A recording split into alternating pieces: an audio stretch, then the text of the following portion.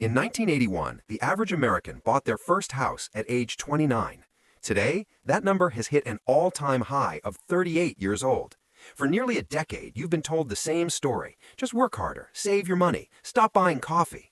But you did that, you saved, you got the promotion, and yet the finish line keeps moving further away. The math is broken. A house used to cost 3 times your salary. Now, it costs 5, 6, sometimes 10 times your salary. This isn't an accident, and it's not because you buy too many avocados. It's because the housing market stopped being about houses and started being about chips in a casino. Turn on the news and they will tell you it's a supply and demand problem. They say millennials all want to buy at the same time, and we just didn't build enough homes. That is partially true. We are underbuilt. But that explanation is like blaming a forest fire on a single match. It ignores the gasoline.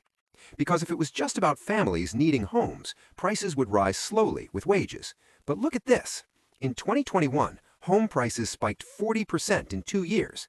Did the population grow 40%? No. So who bought all the houses? Imagine the housing market is a Taylor Swift concert. There are 10,000 seats, there are 10,000 fans. In a normal economy, every fan buys a ticket for $50. Everyone is happy. But then a scalper walks in. He doesn't want to see the concert. He hates music. He buys 20% of the tickets, not to use them, but to hold them hostage. Now the fans are panicking. There are fewer seats left. The fear of missing out kicks in. The scalper sells the tickets back to the fans for $500. The scalper added zero value. He didn't sing. He didn't build the stadium. He simply stood in the middle and demanded a toll. In the housing market, these scalpers have names: Blackstone, Invitation Homes, private equity firms.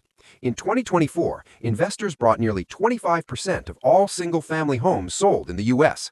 In cities like Atlanta or Charlotte, that number hit 30% or higher.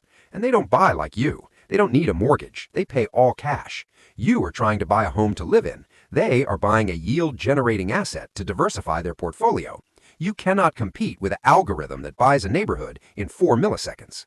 So what happens when the fans can't afford the $500 ticket? The scalper smiles. He says, "That's okay. You don't have to buy the ticket. You can just rent the seat from me for $50 an hour, forever."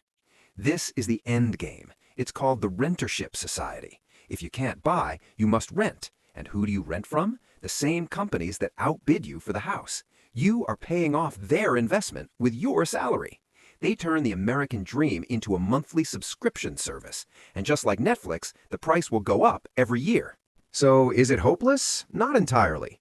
The market is cyclical. Even scalpers go broke if they buy too many tickets and nobody shows up. Right now, inventory is sitting. Rents are flattening in some cities. The scalpers are getting nervous. But until the laws change to stop Wall Street from treating shelter like a stock ticker, the game remains rigged. Don't blame yourself for not winning a game that wasn't designed for you to play.